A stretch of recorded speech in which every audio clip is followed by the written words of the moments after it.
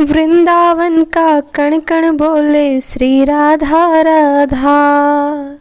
स्वागत है आप सभी का चैनल पर। मैं हूं प्रियंका तिवारी और आज वृंदावन तीर्थ का व्लॉग वीडियो शेयर करने जा रही हूं। हो सकता है आप सभी के काम में आए। अगर आप सभी वृंदावन तीर्थ करना चाहते हैं तो कम खर्च में वृंदावन के सभी मंदिरों के दर्शन कैसे करें, कहाँ रुकें, कहाँ पर भोजन करें, और सबसे ज़्यादा जैसे कि तीर्थों में एक मंदिर से दूसरे मंदिर तक का जाने का जो है ऑटो रिक्शा का किराया सबसे ज़्यादा खर्च में देखने में आता है। तो मैं आपको बताऊंगी कि आपको कौन से मंदिर से दर्शन प्रारंभ करना चाहिए या फिर आपको कहाँ पर धर्मशाला या फिर होटल लेना चाहिए कि आप वहाँ से जो है ऑटो रिक्शा का खर्चा बचा पाएँ किसी अन्य मंदिर जाने का। ठीक है, तो एक क्षेत्र में कितने मंदिर पड़ते हैं, आप वहाँ पर पैदल रास्ता तय कर सकते हैं, वो भी मैं आपको बताऊंगी।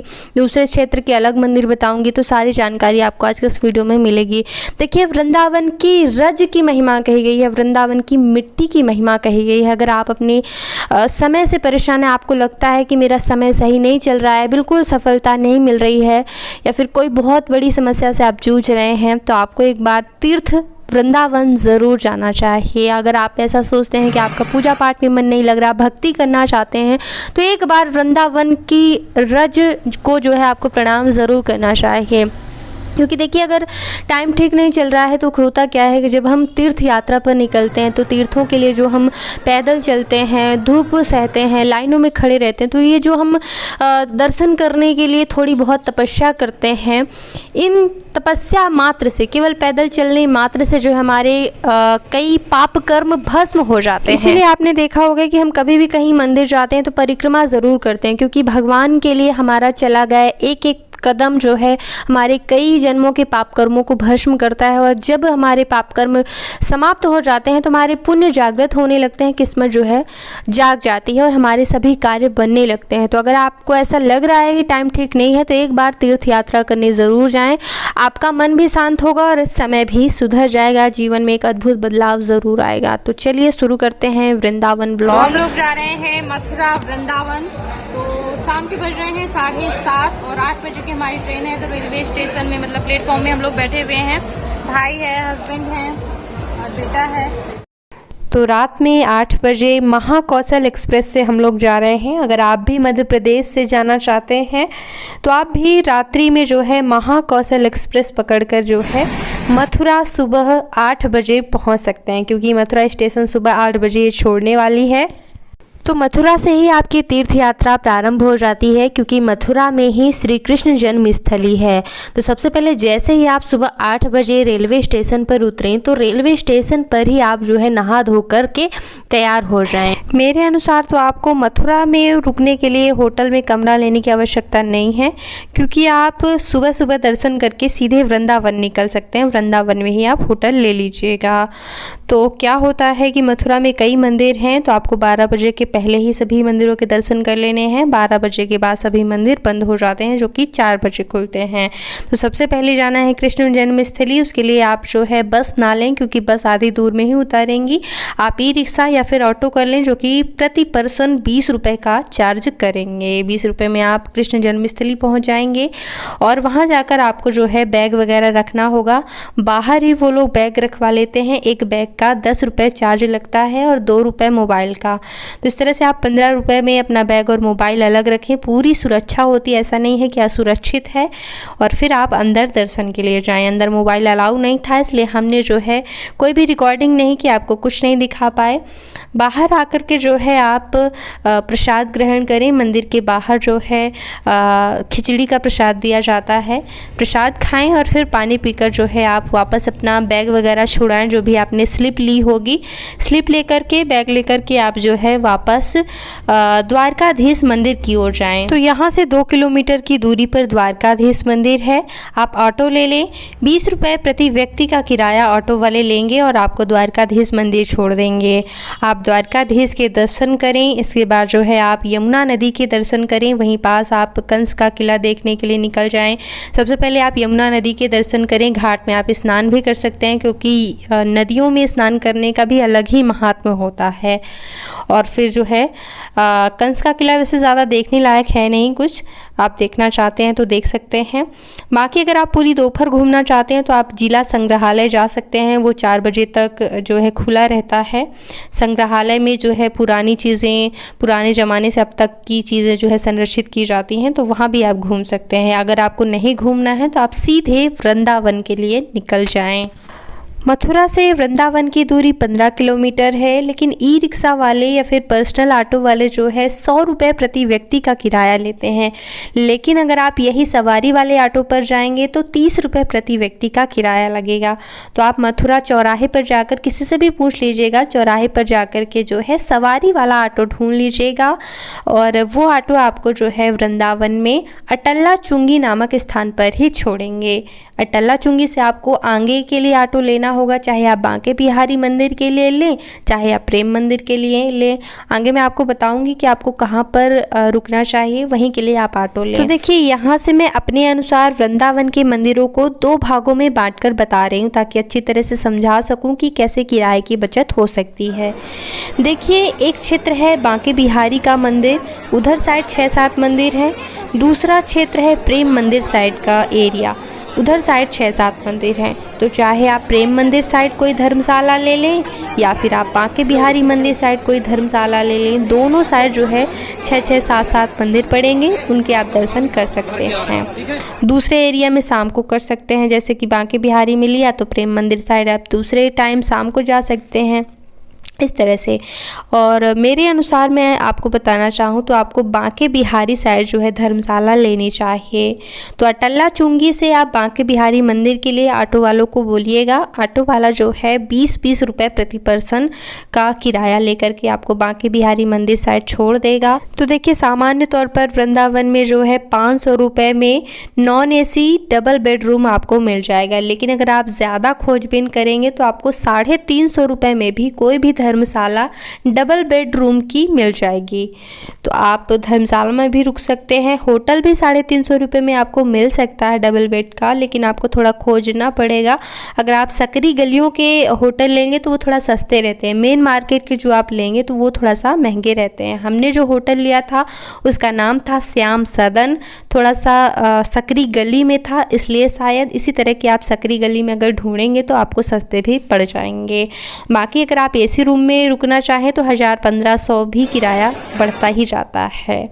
और आपको मैं कई धर्मशालाओं के नाम बताती हूँ, इसमें आप अगर ढूंढेंगे तो आपको 350 रुपये में भी रूम मिल सकते हैं। तो जुगल किशोर चैरिटेबल ट्रस्ट एक आश्रम है, रामजी भाई का आश्रम है, दिल्ली वालों की धर्मशाला है, बटाला आश्रम है, और जहाँ हम रुके थे श्याम सदन होटल है। इन धर्मशालाओं में आप कमरा देख करके अपना बैग रख करके जो है भोजनालय देखिएगा, भोजन करने की व्यवस्था के लिए जो है। देखिए, वृंदावन में सामान्य तौर पर 100 रुपये की सिंपल थाली का भोजन मिलता है। सिंपल थाली में 2 सब्जी, दाल चावल और 4 रोटी। लेकिन अगर आप थोड़ा सा खोजबीन करेंगे तो हम जहाँ पे रहते थे श्याम सदन से कुछ कदम की दूरी पर एक ब्रज भोजनालय था, तो ब्रज भोजनालय में जो है 80 रुपये की सिंपल थाली मिलती थी। तो इस तरह से आप भोजनालय भी देख सकते हैं सस्ता। तो आप भोजन इत्यादि करके आराम कीजिएगा। शाम को 4 बजे आप उठ जाइएगा, 4:30 बजे आप बांके बिहारी मंदिर के दर्शन के लिए निकल जाइएगा। तो 4:30 बजे पट खुल जाते हैं बांके बिहारी मंदिर के दर्शन के लिए। जब आप जाएं तो जहां प्रसाद लें वहीं पर जूते चप्पल उतार दें। अगर आप मंदिर पास उतारेंगे तो फिर परेशान हो जाएंगे। बांके बिहारी मंदिर दर्शन करने के बाद जो है आप राधा वल्लभ मंदिर में दर्शन के लिए जाएं। राधा वल्लभ जी के दर्शन करें, वहाँ पर रुके, थोड़ा सा आनंद लें।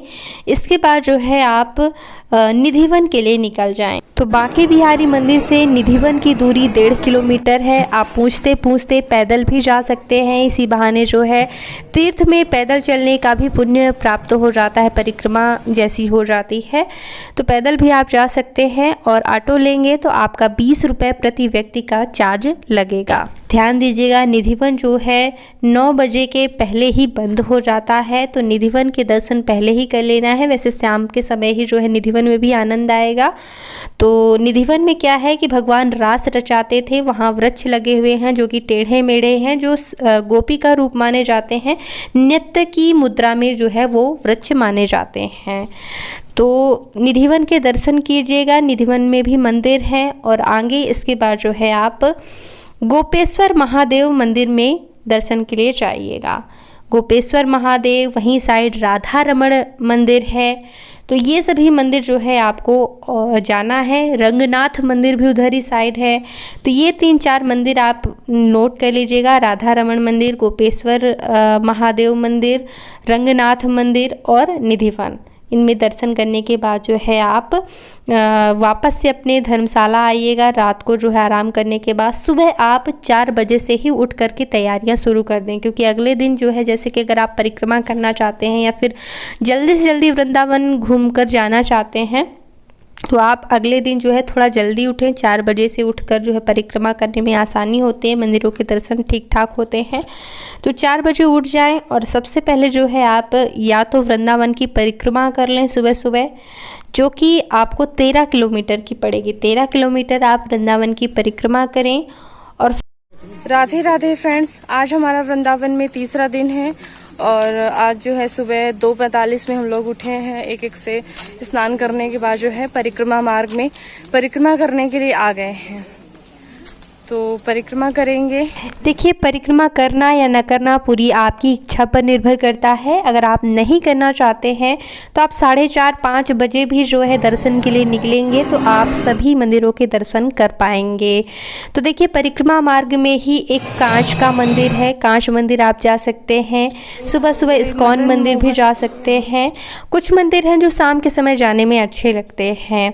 इसके अलावा मदन मोहन मंदिर, अष्टसखी मंदिर, ये सभी मंदिर आप जो है सुबह के समय चले जाएं। आप ऑटो वाले को बताएं राधा मदन मोहन का मंदिर कहाँ है, वहीं पास जो है अष्टसखी का मंदिर है, वहाँ जाएं आप। और फिर जो है आप वापस होटल आकर के आराम करें। 12 बजे के बाद सभी मंदिर बंद हो जाते हैं, तो आप आराम करने के बाद 4 बजे वापस उठ जाएं। 4:30 बजे से सभी मंदिरों के पट खुल जाते हैं। तो आपको सबसे पहले वैष्णो देवी मंदिर के लिए निकल जाना है। तो देखिए, बांके बिहारी मंदिर से वैष्णो देवी के मंदिर का रास्ता कम से कम 5 किलोमीटर का है। तो अगर आप कोई और ई-रिक्शा करेंगे तो ज़्यादा चार्ज लगेगा, लेकिन अगर आप सवारी वाले ऑटो या फिर कुछ ऐसे ऑटो से जाएंगे तो 30 रुपये का भी किराया लगता है। 20 रुपये 30 रुपये प्रति व्यक्ति लेकर के जो है वो लोग वैष्णो देवी धाम छोड़ देते हैं। ब्रज चौराहा से जो है आपको ऑटो मिलेगा वैष्णो देवी धाम जाने के लिए। ब्रज चौराहा तक आपको थोड़ा पैदल आना पड़ेगा। वैष्णो देवी मंदिर में भी आपके जूते, चप्पल, बैग और मोबाइल जो है कुछ पैसे लेकर बाहर ही रखवा लिए जाते हैं। अंदर कुछ नहीं ले जाने दिया जाता है, तो आप बाहर ही सामान रख के अंदर दर्शन के लिए जाएं। और कुछ गुफाएं हैं वहाँ देखने लायक, बहुत बहुत सुंदर जो है विग्रह हैं, तो आप दर्शन करें गुफा इत्यादि में जा कर के। और फिर जो है आप बाहर निकलकर अपना सामान छुड़वाकर प्रियाकांता मंदिर जाने की तैयारी करें। तो 500 मीटर की दूरी पे जो है प्रियाकांता मंदिर है। तो आप चाहें तो पैदल या फिर 20 रुपये प्रति व्यक्ति का किराया दे करके ऑटो में भी जो है प्रियाकांता मंदिर तक जा सकते हैं। ये प्रियाकांता मंदिर का ही दृश्य है। वहाँ पर भी जो है गुफाएँ हैं, इस तरह से बनाई गई हैं। गुफा के अंदर कई जो है मूर्तियाँ बनाई गई हैं इस प्रकार से। और इसके बाद जो है बाहर भी बहुत ही सुंदर मंदिर है। तो प्रियाकांता मंदिर में जो है आप दर्शन करें। इसके बाद जो है आप जैसे ही शाम होने लगेगी आप जो है प्रेम मंदिर के लिए निकल जाएं। प्रेम मंदिर जो है शाम के समय ही देखने में आनंद आता है, तो ज़्यादा लेट ना करें। आप ऑटो ले लें, 20-20 रुपये प्रति व्यक्ति के किराए में जो है आपको वो प्रेम मंदिर छोड़ देंगे। प्रियाकांता मंदिर से 1.5 किलोमीटर 2 किलोमीटर की दूरी पे जो है प्रेम मंदिर है। प्रेम मंदिर देखने के लिए आपको कम से कम 1 घंटा लग ही जाता है। और अगर आप इस्कॉन मंदिर भी जाना चाहते हैं तो थोड़ा सा जल्दी करें, 1-1.5 घंटा बड़े आराम से। प्रेम मंदिर इतना बड़ा है और इतने दृश्य हैं कि आपको 1-1.5 घंटा लग ही जाने वाला है। तो अगर आप इस्कॉन मंदिर जाने वाले हैं तो थोड़ा सा जल्दी कीजिएगा, क्योंकि 9 बजे के अंदर जो है इस्कॉन मंदिर भी बंद हो जाता है, वहाँ भी टाइम लगेगा। वरना फिर आप सुबह भी इस्कॉन मंदिर आ सकते हैं। इस तरह से सभी मंदिरों में दर्शन करने के बाद आप वापस लौट जाएं जहाँ पे आप ठहरे हैं। रात्रि में आराम करने के बाद अगली सुबह अगर आप फिर से मंदिरों में दर्शन के लिए निकलना चाहते हैं तो अगली सुबह आप गोवर्धन जी की परिक्रमा कर सकते हैं। गोवर्धन जी की परिक्रमा 21 किलोमीटर है, तो जैसा संभव हो। साथ ही साथ आप गोकुल, बरसाना, नंदगांव भी दर्शनों के लिए जा सकते हैं। ये सभी गाँवों की दूरी जैसे नंदगांव, गोकुल, बरसाना, ये सभी कोई 50 किलोमीटर, कोई 20 किलोमीटर, कोई 10 किलोमीटर ऐसे है। तो या तो आपको बस लेना पड़ेगा या या फिर आपको स्वयं से अपना वाहन बुक करके जाना पड़ेगा, या फिर सवारी वाली ऑटो आप ढूंढ लीजिए। तो इस तरह से आपको ज़्यादा समय भी लगेगा, ज़्यादा किराया भाड़ा भी लगेगा, यानी कि 4 बज जाएगा, क्योंकि दूरी पर जो है गांव है। तो जैसा संभव हो, और फिर अगर आपकी रात की ट्रेन है तो इन सभी तीर्थ स्थानों में दर्शनों के बाद जो है आप वापस अपनी ट्रेन पकड़िए और अपने घर को लौट सकते हैं। तो वृंदावन से संबंधित अगर आप सभी के कोई प्रश्न हैं तो कमेंट में आप पूछ सकते हैं। जितनी मुझे जानकारी है रिप्लाई करने की कोशिश करूँगी, और मैं अपने चैनल पर पूजा पाठ के वीडियो डालती रहती हूँ, तो अगर आप पूजा पाठ में रुचि रखते हैं तो चैनल को सब्सक्राइब ज़रूर कर लीजिएगा। राधे राधे, हरे कृष्णा।